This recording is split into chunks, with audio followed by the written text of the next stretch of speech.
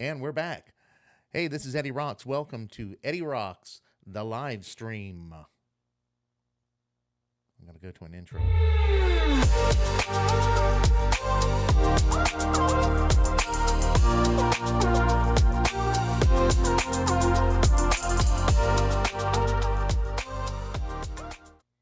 All right, welcome to Eddie Rocks, the live stream. My name is Eddie Rocks, and I'm here at Rocks Productions, where we make all the magic happen. I started doing this live stream because I wanted people to know that we can live stream, and I make videos for small businesses. And I really enjoy doing this. It's something I learned.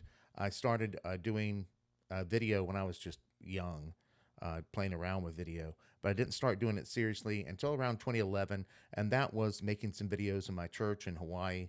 And now I'm back home in Savannah, Georgia, and I love to make videos for small business. I've learned this craft over years and working with lots of different people, and I'm ready to help you make a video today. So if you want to give me a call, my number is here on the screen. It's 912-308-1927. And just give me a call, or you can go onto my Facebook, Rocks Productions on Facebook, leave me a message there. What we're going to do for you is make beautiful videos that talk about your business. We could help train your employees. We could help train your customers by letting them know what you do and how they can use your service. That's important. People may not know why they need your service or even how to use your service because they just see it in a commercial and they don't really know about it. But commercials are short. They're 15 seconds to 30 seconds. We could do a nice 3-minute video for you that talks all about what you do. That's almost like an infomercial, and we can put that on YouTube and Facebook for free without paying YouTube or without paying Facebook. You have to pay television stations. You have to pay radio. That is your best advertisement is television and radio, hands down. But now with social media, you can reach out to people by just making really good videos and telling them all about your services or your product and letting people know why they need your product or service. Today, like every day, I woke up and I checked out my peaceful protest, and today's peaceful protest was the folks from Blexit, that's Candace Owens and the officer Brandon Tatum, and they were doing a Back the Blue protest in Washington, D.C., and they marched through Washington, D.C., and went to the White House, and the president spoke to them, which was nice. They got to go out and see the president there, and what kind of coverage did that get? It isn't pretty. Here, I'll show you this headline. This one really caught me. Trump's latest White House event put some of the nation's most vulnerable people at risk. Well, I'm not sure about that, but I guess that's how their take is on this. Really, these people are marching in support of police officers and law and order. And I'm all for law and order, and I think we need that in the United States. Any country needs law and order. It's just part of society. And if you don't want law and order, then you really don't want a peaceful society. I don't understand how people cannot be for law and order, but that's a basic tenet of any organized society. Without that, the chaos or bedlam that would ensue is beyond comprehension. I don't know why people get behind the idea of not having law and order, or if anybody really does. If you are not for law and order, please give me a call at the number on the screen, and we can hear your take on why you think law and order is a bad idea. I don't know if anybody's going to support that. I don't know who would. You would think everybody would want law and order. So people marching for law and order, I think that's a good thing. Of course, they had their MAGA hats on, which is probably what caused the problem there. After that, then I checked my email, and I got an email from Credit Karma. I like Credit Karma. It's free, and you get to check your credit score. Not that I do that all the time, but Credit Karma loves to send me email all the time, and I don't mind because one day it might be really good news. today they just wanted to tell me to vote, and I don't know when Credit Karma decided to get in the business of leading people to the voting booth. But I'm really tired of opening every app and they tell me to vote or register to vote. Now, I've been registered to vote since I was 18, and I mean, every day you open Facebook. I mean, the people at Google want to tell you, the people at Apple want to tell you, the people on Netflix want to tell you, everything on the Apple TV, every app you open up. Churches tell you to vote, church apps tell you to vote. I don't, it's really getting sickening. But I guess it's better than all the signs. Have you noticed you don't see so many signs here in Savannah? That's a good thing. I don't like seeing all the political signs. It's a presidential election year. We're just, weeks away from the election, and I don't see a lot of political signs. I think people are frightened to put out political signs because if you tell anybody what side you're on, you might get hit with a baseball bat or something. So maybe it's best to just keep it private. But you used to see political signs everywhere, like every corner in town used to be just covered with them. And I'm glad to see that's not happening. So I didn't like, they're ugly and then they get left there. Like the people don't come back and pick them up, which is sad. They really should come back and pick up their political signs. But I'm glad we don't see so many now. I hope that's something that holds in the future. Tomorrow we have John Miller. Here's a picture of John Miller. He will be on the broadcast tomorrow, all the way from Hawaii. So when we start at noon here in Savannah, it will be just 6 a.m. for John. But he's going to get up bright and early and talk to us about his campaign for office and why he's running for office in Hawaii and what the political climate is like there and just the general goings on, maybe in Honolulu. He actually lives in Wahiwa. Um, I don't know if you call that a suburb of Honolulu, but it's definitely on the same island, Oahu. And John's campaign, there they are. They're out by the road. These good folks are helping him. They go out and they go by the highway and wave to people and say, "Vote for John." And have you see the Hiki sign up in the it's called the H? It's "He is greater than I." You see in the back of their windows there. Love that. You saw that all over Hawaii, talking about God. That's the wrong thing. There we are. And you used to see that bumper sticker all over, so it's kind of cool to see it again. I lived in Hawaii for 10 years, and it was really a great place to live. And the day after tomorrow, on Tuesday, we have Connie the Canoe Lady. Connie the Canoe Lady is coming, and she is the operator of the, let me get this right, Ogeechee, no, so Savannah Ogeechee Canal Museum and Nature Center. That's a long name, but it's the Savannah Ogeechee Canal Museum and Nature Center. We just call it the Savannah Ogeechee Canal. And I'm going to have to move that little thing, the intro. So, yeah, so Connie is going to be here Tuesday, and she's going to talk about the canal and what they've got going on out there. A lot of activity. They're always doing a lot of great things. They have a lot of good volunteers. A lot of scouts work out there. And I guess scouts are still around, even though you hear Boy Scouts going, or I don't know if they still call it the Boy Scouts, but I heard they were going bankrupt. I hope they hold it together.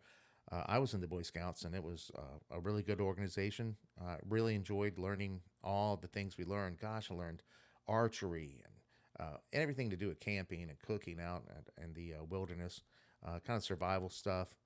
Learned about knives and sharpening knives. Learned about knots, tying knots, lashing, and it's a great group. Was a great group. I hope they still are, and I would support the Boy Scouts. I hope they're doing well. Today it's Sunday, so I thought we'd have something positive, and I thought we'd talk about gratitude. I was grateful to the Boy Scouts. That's one of the many things I was grateful for. was grateful for the knowledge and the leaders and the camaraderie. It was a wonderful thing. But there's always something in life to be grateful for, even in the worst times. And we're going to talk a little bit about that today, uh, just for the heck of it. I'm going to start by going back to something we talked about the other day, and this was a, a verse really, and it was 2 Timothy chapter 3, and it was 5 verses 1 through 5. And it said, "But mark this, there will be terrible times in the last days. People will be lovers of themselves, lovers of money, boastful, proud, abusive, disobedient to their parents, ungrateful, unholy, without love, unforgiving, slanderous, without self control, brutal, not lovers of the good, treacherous, rash, conceited, lovers of pleasure rather than lovers of God, having a form of godliness but denying its power. Have nothing to do with such people." And it makes you wonder, are we the most selfish generation in history? I mean, this, not just my generation, but all up to right now, the little kids right now.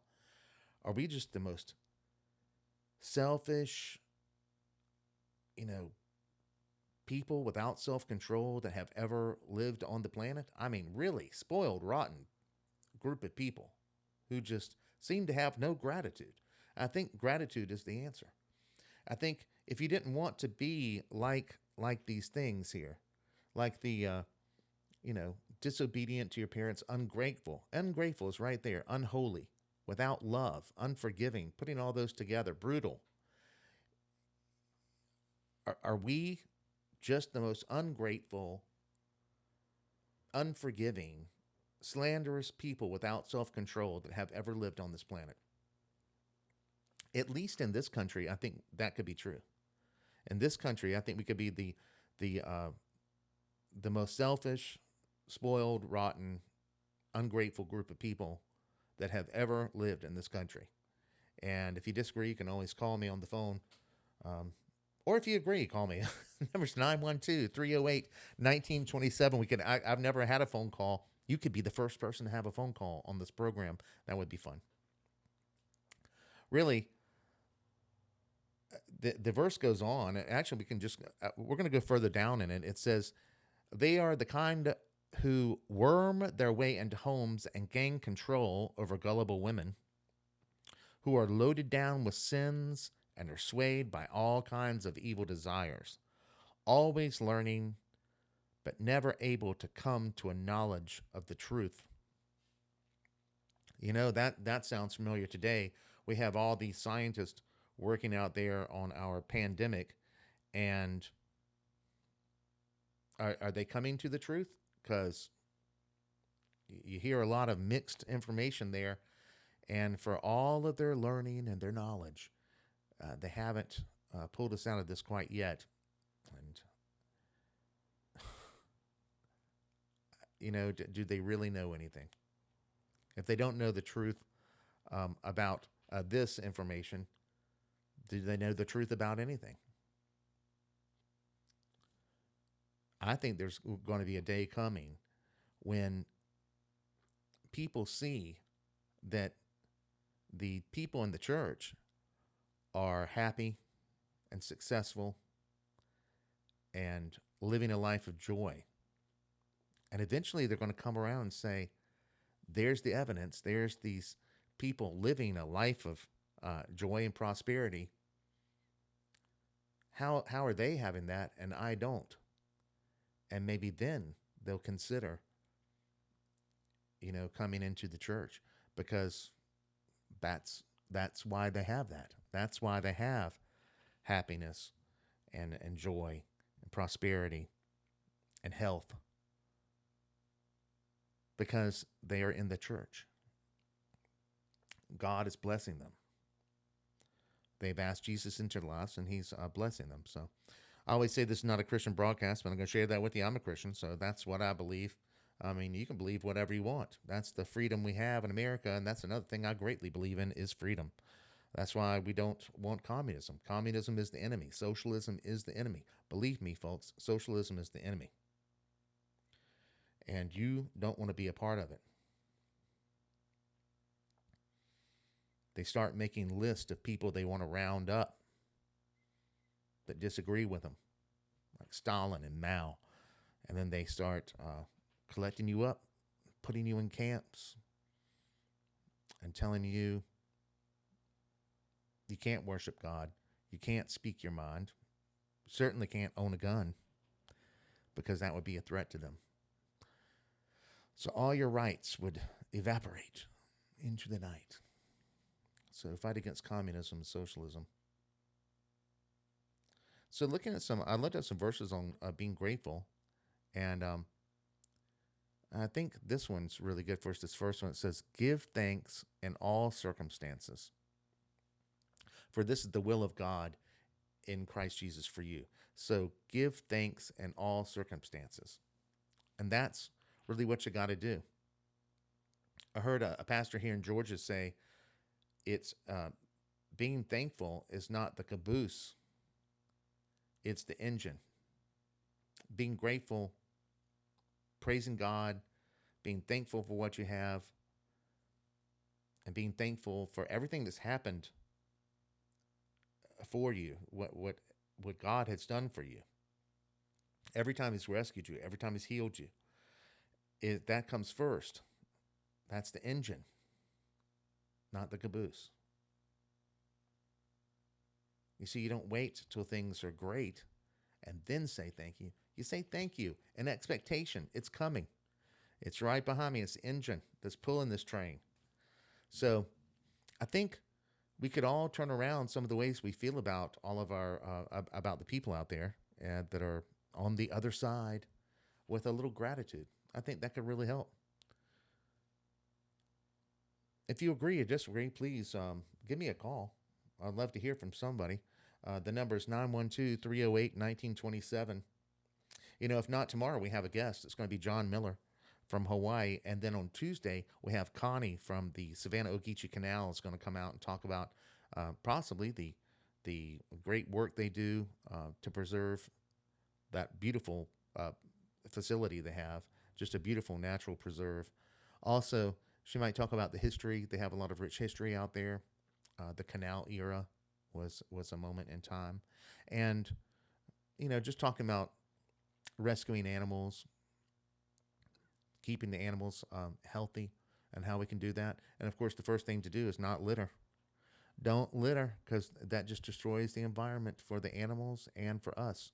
You know, who wants to look at a bunch of garbage? Remember, if you're driving in your car, there is going to be a trash receptacle at the end of that ride, wherever you end up, unless you're going into the forest. And then, you know, if you're camping, build a little fire, maybe burn a little bit of paper. What do you have? I don't know. But even in the forest, goodness gracious, pick up the garbage. Take a bag and pick it up. You know, if you're not throwing it down, that's great. But you could still be the person who picks it up. And we all need to. If you're walking down the sidewalk, there's a piece of garbage there. Please pick it up and put it in the next trash receptacle if you can. Maybe people will see you doing that and it would catch on. Wouldn't that be a thing if everybody picked up garbage and nobody threw it down? We would live in a cleaner world. And for everybody out there who just talks about going green and the Green New Deal, if you're throwing garbage out your car, you're a big part of that problem. So, I mean, that would make you a hypocrite if you talk about how you want to save the environment and then you throw anything out your window. Shame on you, because that is hypocritical. Well, now we've called out hypocrites and we talked about some political stuff. But really, be grateful. Be grateful that you have a place called America that is still free. Be grateful for your Bill of Rights. Be grateful for all the good works that Jesus is doing in this country and in your life. If you're not saved, you could always do that. You know, if you haven't been to a church, give it a try. I mean, see why Christians are so happy. See why they live in nice, clean homes. And I mean, not all, but most, I'd say, have a nice, hopeful, happy life if they're truly following the tenets of the Christian religion. I don't know if that's the right word, tenets of the Christian religion. Well, we'll just say that. But if you're following Christ, certainly you're going to find happiness, prosperity. And sometimes there's a book called Job in the Bible where Uh, Job goes through terrible times, but he never loses his faith because he praises as the engine of his life, and eventually the train comes in, and happiness and prosperity returns to him. But always he gives thanks. So give thanks in all circumstances. Don't wait for Thanksgiving. You can do that every day. Even when you sit down to eat, just say, thank you for this food. Goodness gracious. A lot of people in the world aren't getting food. Why? Because evil people keep them from it. And maybe they don't know how to fish. They don't know how to farm. That's something we're going to need to start thinking about. You know, it's all very fragile. And if you don't know how to farm, if you don't know how to um, hunt, or you're going to maybe need to learn how to do that. Maybe at least fish. Fishing can be a lot of fun too, even if you don't eat fish. I had a friend, Shane. Where's Shane? I got a picture of Shane. Shane was my friend. I just lost him recently, and Shane loved to fish, and he would take his little daughter fishing, and he loved to fish. But whenever he came to Savannah, I'd be, man, let's go out and get some delicious shrimp and all. Oh, I don't eat that. He wasn't big on seafood, but he loved to fish, and he could. If you live next door to Shane, maybe he could do your fishing for you, and then you could eat the fish, and he could have the joy of doing the fishing. Maybe you'll get somebody like that in your life. But boy, I do miss Shane. He was a great guy and a good fisherman. He always took pictures of the fish and stuff.